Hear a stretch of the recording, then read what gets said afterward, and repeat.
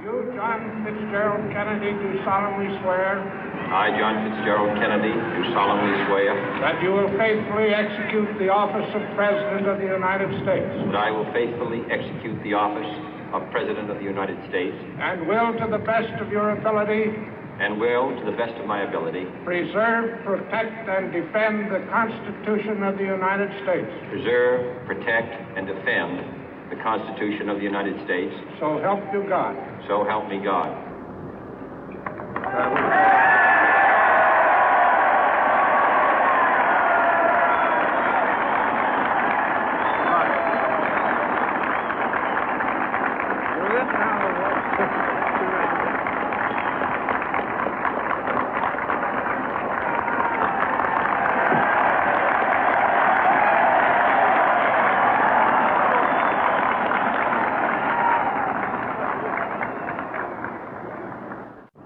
Vice President Johnson, Mr. Speaker, Mr. Chief Justice, President Eisenhower, Vice President Nixon, President Truman, Reverend clergy, fellow citizens. We observe today not a victory of party, but a celebration of freedom, symbolizing an end as well as a beginning, signifying renewal as well as change. For I have sworn before you and Almighty God the same solemn oath our forebears prescribed nearly a century and 3/4 ago. The world is very different now, for man holds in his mortal hands the power to abolish all forms of human poverty and all forms of human life. And yet the same revolutionary beliefs for which our forebears fought are still at issue around the globe. The belief that the rights of man come not from the generosity of the state, but from the hand of God. We dare not forget today that we are the heirs of that first revolution. Let the word go forth from this time and place to friend and foe alike that the torch has been passed to a new generation of Americans born in this century, tempered by war, disciplined by a hard and bitter peace, proud of our ancient heritage, and unwilling to witness or permit the slow undoing of those human rights to which this nation has always been committed and to which we are committed today at home and around the world.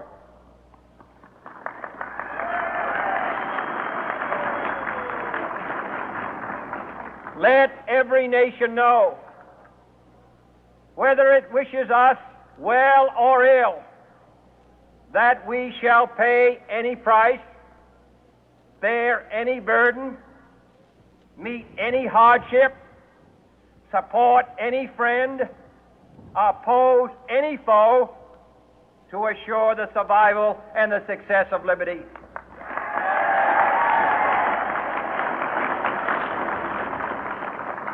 This much we pledge and more.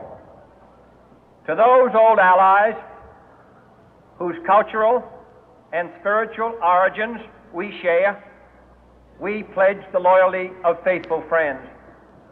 United, there is little we cannot do in a host of cooperative ventures. Divided, there is little we can do, for we dare not meet a powerful challenge at odds and split asunder. To those new states whom we welcome to the ranks of the free, we pledge our word that one form of colonial control shall not have passed away, merely to be replaced by a far more iron tyranny. We shall not always expect to find them supporting our view, but we shall always hope to find them strongly supporting their own freedom, and to remember that in the past, those who foolishly sought power by riding the back of the tiger ended up inside.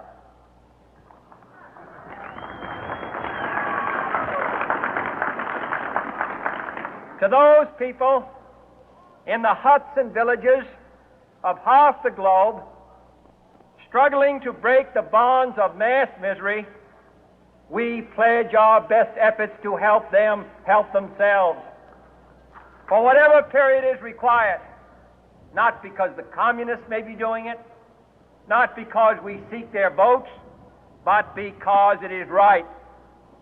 If a free society cannot help the many who are poor, it cannot save the few who are rich.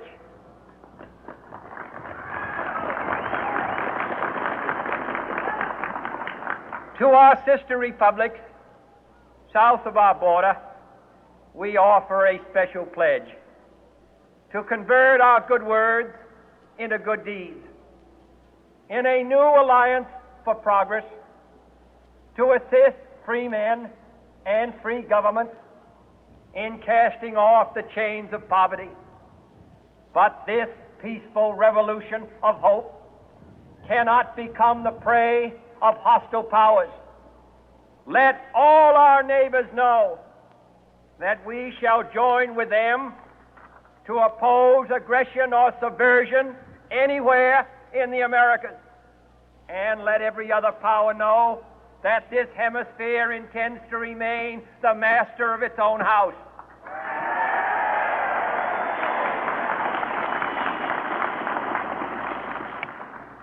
To that World Assembly of Sovereign States, the United Nations, our last best hope, in an age where the instruments of war have far outpaced the instruments of peace, we renew our pledge of support to prevent it from becoming merely a forum for invective, to strengthen its shield of the new and the weak, and to enlarge the area in which its writ may run. Finally, to those nations who would make themselves our adversary, we offer not a pledge, but a request that both sides begin anew the quest for peace. Before the dark powers of destruction, unleashed by science, engulf all humanity in planned or accidental self-destruction, we dare not tempt them with weakness, for only when our arms are sufficient beyond doubt can we be certain beyond doubt that they will never be employed. But neither can two great and powerful groups of nations take comfort from our present course, both sides overburdened by the cost of modern weapons, both rightly alarmed by the steady spread of the deadly atom, yet both racing to alter that uncertain balance of terror that stays the hand of mankind's final war. So let us begin anew, remembering on both sides that civility is not a sign of weakness, and sincerity is always subject to proof. Let us never negotiate out of fear, but let us never fear to negotiate.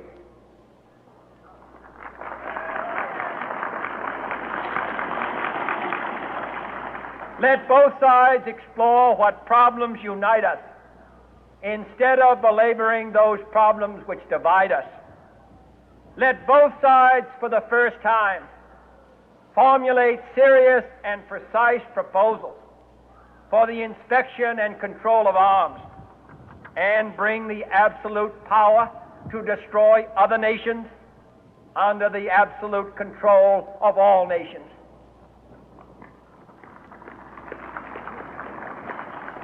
Let both sides seek to invoke the wonders of science instead of its terrors.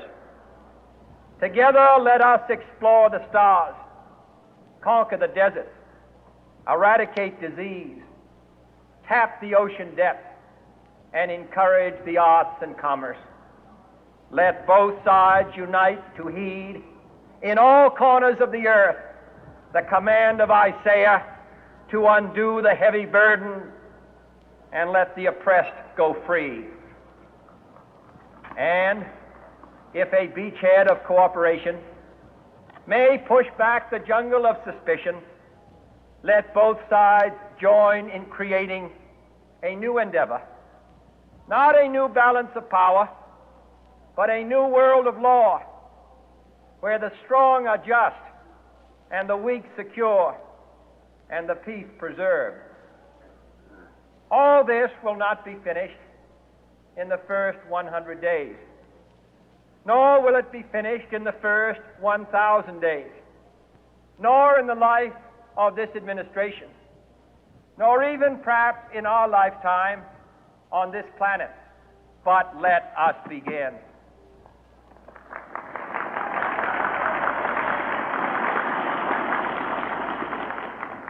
In your hands, my fellow citizens, more than mine, will rest the final success or failure of our course. Since this country was founded, each generation of Americans has been summoned to give testimony to its national loyalty. The graves of young Americans who answered the call to service surround the globe. Now the trumpet summons us again, not as a call to bear arms, though arms we need, not as a call to battle, though in battle we are, but a call to bear the burden of a long twilight struggle, year in and year out, rejoicing in hope, patient in tribulation, a struggle against the common enemies of man, tyranny, poverty, disease, and war itself. Can we forge against these enemies a grand and global alliance, north and south, east and west, that can assure a more fruitful life for all mankind? Will you join in that historic effort?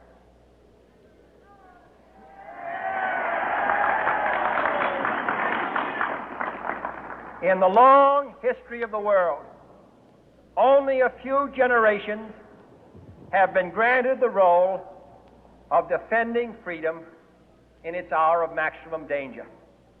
I do not shrink from this responsibility. I welcome it.